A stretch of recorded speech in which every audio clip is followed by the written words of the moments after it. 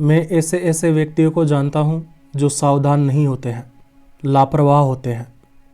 मैं ऐसे ऐसे व्यक्तियों को जानता हूँ कि उनके जीवन में कोई बड़ा आर्थिक संकट आ जाता है, लेकिन वे इसकी जिम्मेदारी खुद के सिर पे नहीं लेते हैं।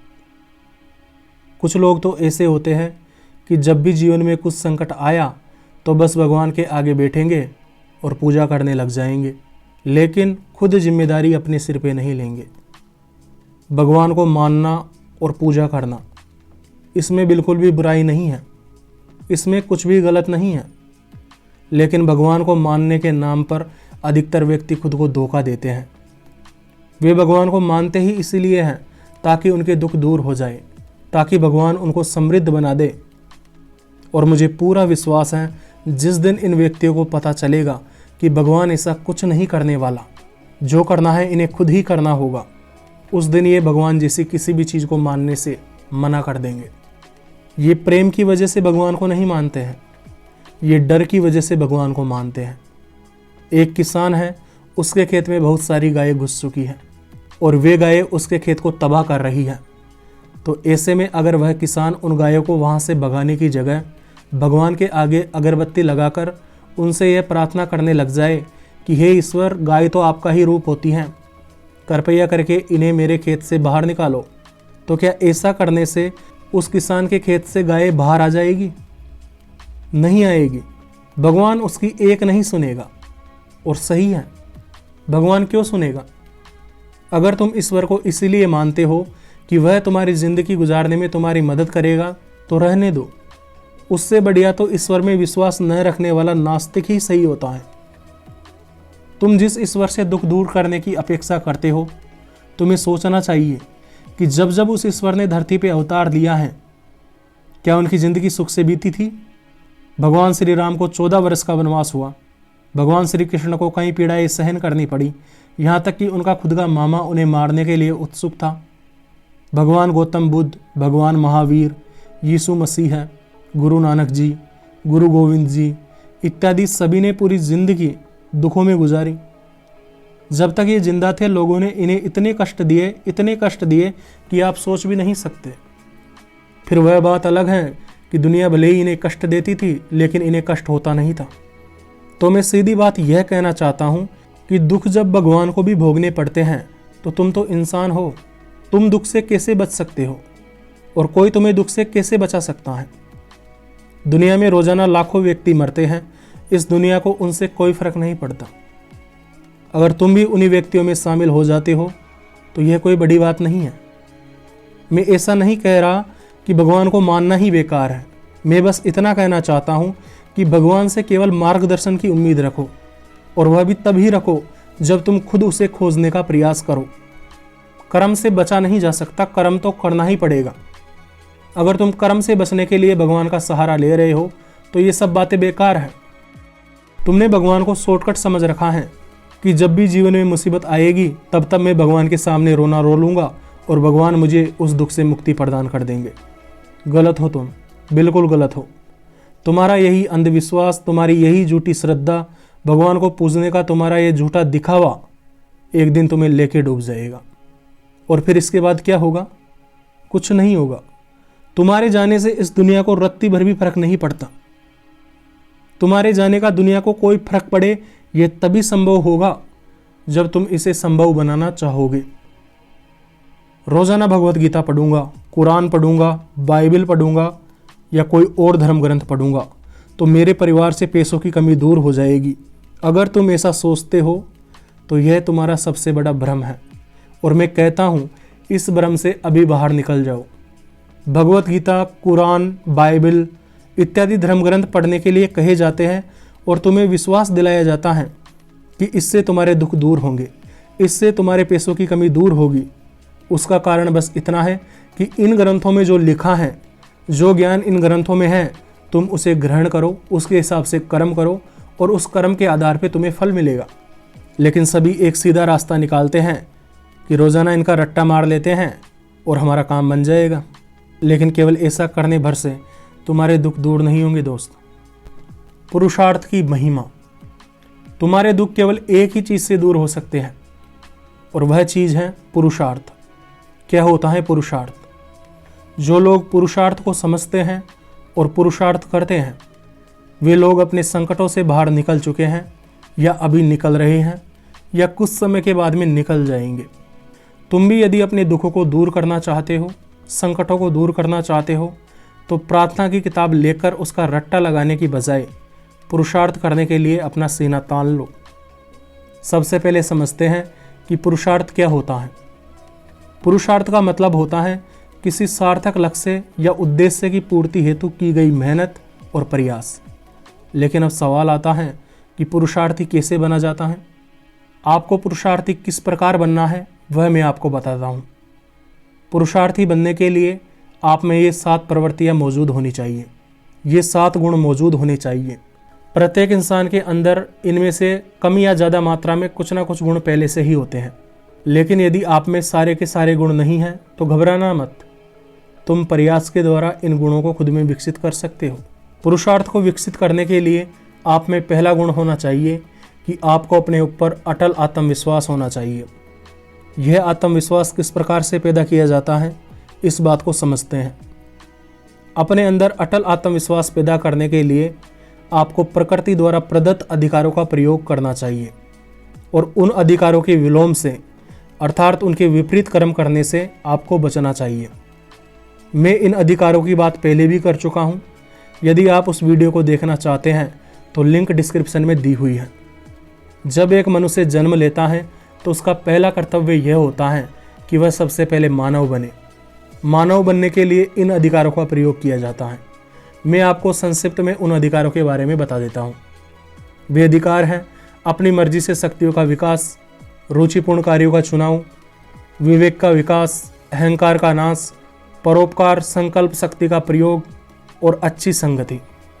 इस बात को समझने का प्रयास करो कि मनुष्य का शरीर, मनुष्य का जीवन असीमता प्राप्त करने के लिए प्राप्त हुआ है, ना कि मजबूर बनकर हाथ पर हाथ रखकर रोना रोने के लिए है। इस बात को समझने का प्रयास करो कि मनुष्य का शरीर, मनुष्य का जीवन असीमता को प्राप्त करने के लिए हुआ है, ना कि एक मजबूर व्यक्ति बनकर हाथ पे हाथ रखकर रोना रोने के लिए। दूसरा आवश्यक गुण यह है कि आपका लक्ष्य सार्थक होना चाहिए और आपको अपने सार्थक लक्ष्य पर अटूट विश्वास होना चाहिए। हमें हमारे लक्ष्य पर पूरा विश्वास तभी होगा जब हमारा लक्ष्य हमने खुद अपने विवेक का प्रयोग करके बनाया हो। यदि किसी दूसरे व्यक्ति की सलाह की आवश्यकता पड़े तो आप दूसरों से सलाह ले सकते हैं, लेकिन अंतिम फैसला अर्थात लक्ष्य का निर्धारण आपको खुद ही करना है। अगर आपका लक्ष्य स्पष्ट होता है तो आपको एक दिशा मिल जाती है कि आपको इस दिशा में जाना है, और यदि आपका लक्ष्य स्पष्ट नहीं होता है तो आप इधर के उधर भटकते रहते हैं और आप कुछ भी प्राप्त नहीं कर पाते, कहीं भी नहीं पहुंच पाते। आपको अपना लक्ष्य इतना स्पष्ट होना चाहिए कि कोई भी व्यक्ति, चाहे वो आपके माता पिता हो, आपके टीचर्स हो, आपके आसपास के लोग हो या कोई भी हो, आपको भटका ना सके। आपका लक्ष्य चाहे लेखक बनने का हो, डॉक्टर बनने का हो, इंजीनियर बनने का हो, पुलिस बनने का हो, बिजनेसमैन बनने का हो या जो कुछ भी हो, वो आपको इतना स्पष्ट होना चाहिए कि कोई भी व्यक्ति आपको अपने लक्ष्य से भटका ना सके। आप अपने लक्ष्य पे दृढ़ रहे। तीसरा गुण, अपनी संकल्प शक्ति का प्रयोग करें। संकल्प शक्ति इस ब्रह्मांड के परम ऊर्जा स्रोत से जुड़ी होती है। संकल्प शक्ति मनुष्य को जानवरों से अलग करती है। कोई भी जानवर खुद को बदलने का संकल्प नहीं कर सकता, लेकिन मनुष्य अपने आप को जैसा बनाना चाहे वैसा बनाने का संकल्प कर सकता है। जो भी प्राप्त करना चाहे उसे प्राप्त करने का संकल्प कर सकता है। जीवन में कुछ भी निश्चित नहीं होता है। आप प्रयास करेंगे तो भी इस बात की कोई गारंटी नहीं है कि आप सफल हो जाएंगे। आप 2 बार, 4 बार, 5 बार प्रयास करेंगे तो भी इस बात की कोई गारंटी नहीं है कि आप सफल हो जाएंगे, क्योंकि जीवन अनिश्चित है और कभी भी कोई सी भी रुकावट हमारे काम के बीच में आ सकती है। लेकिन ऐसे में मनुष्य के पास में एक ऑप्शन होता है कि या तो वो अपनी संकल्प शक्ति का प्रयोग करके अपने आप को कर्म करने के लिए प्रेरित करे, या फिर असफलताओं को देखकर अपना रास्ता बदल ले। जिस व्यक्ति की संकल्प शक्ति अटल रहती है, और अधिकतर मामलों में ऐसे व्यक्ति को हराना असंभव भी होता है। कोई प्राकृतिक मुसीबत जैसे मौत आ जाए उसका तो कह नहीं सकते, वरना ऐसा आदमी जीत के ही रहता है। आप अपनी संकल्प शक्ति का प्रयोग करो, अपने मन में कोई संकल्प करो और उसके हिसाब से चलने की कोशिश करो। आपको आपके लक्ष्य को कैसे प्राप्त करना है स्वतः ही पता चलने लग जाएगा। अपनी संकल्प शक्ति का प्रयोग करने के लिए या अपनी संकल्प शक्ति को बढ़ाने के लिए आपको एक काम रोजाना करना है। आपको रोजाना सोने से पहले और उठने के तुरंत बाद अपने संकल्पों को अपने मन में दोहराना है और खुद को ऐसा महसूस कराना है जैसे कि आपने अपना वह लक्ष्य हासिल कर लिया है। जब आप ऐसा रोजाना करेंगे तो आपका लक्ष्य आपके दिमाग में मजबूत होता जाएगा और आप काम करने के लिए प्रेरित होंगे। शुरुआत में छोटे छोटे संकल्पों से शुरुआत करें, छोटे छोटे संकल्प करें और अपने काम को करना स्टार्ट करें। धीरे धीरे समय के साथ में आपका संकल्प मजबूत होने लग जाएगा और यदि आप प्रयास करते ही रहे तो एक दिन ऐसा आएगा जब आपको आपकी संकल्प शक्ति किसी भी मुसीबत के सामने हारने नहीं देगी। अगर आप जीवन की छोटी मोटी कठिनाइयों में भी लाचार महसूस करते हो तो इसका मतलब है कि आपने अभी तक अपनी संकल्प शक्ति को जाना ही नहीं है। जिस दिन आप अपनी संकल्प शक्ति को जान जाओगे और इसका अभ्यास कर लोगे, उस दिन छोटी तो क्या, बड़ी से बड़ी परिस्थिति के सामने भी आप खुद को लाचार महसूस नहीं करोगे। चौथा गुण, अपने भाग्य पे पूरा पूरा भरोसा करें। यहाँ इस बात को थोड़ा समझने की कोशिश करना, वरना आप इसका गलत अर्थ समझ सकते हैं। आप एक पुरुषार्थी व्यक्ति बने, इसके लिए आपको अपने भाग्य पर, अपनी नियति पर पूरा विश्वास होना चाहिए। भाग्य या नियति पर विश्वास करने से मेरा मतलब यह नहीं है कि आप अपने भाग्य और नियति पर विश्वास करके हाथ पर हाथ रखकर बैठ जाएं। नियति पर विश्वास करने से मेरा मतलब है कि आप अपने आप को एक तुच्छ प्राणी ना समझें। आप अपने आप को ऐसा समझें कि आप भी उस परम शक्ति के अंश हैं और आपका जन्म इस पृथ्वी पर अकारण नहीं हुआ है, बेफालतू में नहीं हुआ है, बल्कि किसी विशिष्ट उद्देश्य को पूरा करने के लिए हुआ है। आप इस पृथ्वी पर ऐसे ही फेंक नहीं दिए गए हो। आपके जीवन का एक उद्देश्य है, आपको अपने उस उद्देश्य में पूरा विश्वास रखना है। इस प्रकार नियति पर विश्वास रखने से मेरा मतलब है कि अपने अस्तित्व को सार्थक समझना है, ना कि खुद को बेकार या फालतू समझना है। आपको अपने आप से यह कहना चाहिए कि मेरा कार्य क्षेत्र चाहे कोई सा भी हो, मेरा काम चाहे कोई सा भी हो, लेकिन मेरे जीवन का उद्देश्य है अपने काम को साधारण स्तर से उठकर उच्च स्तर पर करना और बेहतर तरीके से करना। पांचवा गुण, मन में भरपूर उत्साह होना चाहिए। उत्साह इस संसार की सबसे बड़ी शक्तियों में से और सबसे महत्वपूर्ण शक्तियों में से एक है। जब एक व्यक्ति खूब उत्साहित होता है तो वह अपना कर्तव्य पूरा करने के लिए स्वाभाविक रूप से आगे बढ़ने लग जाता है और कार्य करने लग जाता है। उत्साह का स्रोत हमारी आत्मा है। जब एक व्यक्ति अपने कर्तव्यों को अपनी संपूर्ण प्रतिभा और क्षमता के साथ में करने का प्रयास करता रहता है तो उसके अंदर उत्साह की शक्ति जन्म लेती है, जिस शक्ति का प्रयोग करके वह कठिन कार्य को भी खुशी खुशी कर लेता है। यह बात निश्चित है कि जो व्यक्ति लापरवाही से अपने कार्य को करेगा, ऐसे व्यक्ति का उत्साह धीरे धीरे खत्म हो जाएगा। आज आप में अपने कार्य को करने के प्रति उत्साह नहीं है, कोई बात नहीं, आपको बिल्कुल भी घबराने की आवश्यकता नहीं है। आपको बस थोड़ा जोर लगाकर कुछ समय के लिए अपने कार्य को संपूर्ण क्षमता के साथ में करने का प्रयास करना है। शुरुआत में आपको अपने काम के प्रति उत्साह पैदा करने में दिक्कत महसूस होगी, कठिनाई होगी, लेकिन आपका इस मोड़ पर हार न मानने का मतलब होता है कि आपको आगे उत्साह का खजाना मिलेगा। छठा गुण, आलस से मुक्त होना चाहिए। मनुष्य 3 प्रकार से आलस करता है। पहले प्रकार का आलस शारीरिक होता है, जिसमें एक व्यक्ति शारीरिक काम करने से बचने की कोशिश करता है। दूसरा प्रकार का आलस होता है मानसिक, जिसमें एक व्यक्ति अपनी बुद्धि का प्रयोग करने से या विचार शक्ति का प्रयोग करने से बचने की कोशिश करता है। और तीसरा प्रकार का आलस होता है नैतिक आलस, जिसमें एक व्यक्ति सच जानते हुए भी, सही गलत का फर्क जानते हुए भी सच का साथ नहीं देता है। एक मनुष्य को पुरुषार्थी कहलाने के लिए इन तीनों प्रकार के आलस्यों से मुक्त होना पड़ेगा। अहंकार के 3 रूप होते हैं, सात्विक, राजसिक और तामसिक। अभी आप बस इतना जान लो कि आलस के बढ़ने का मुख्य कारण तामसिक अहंकार होता है।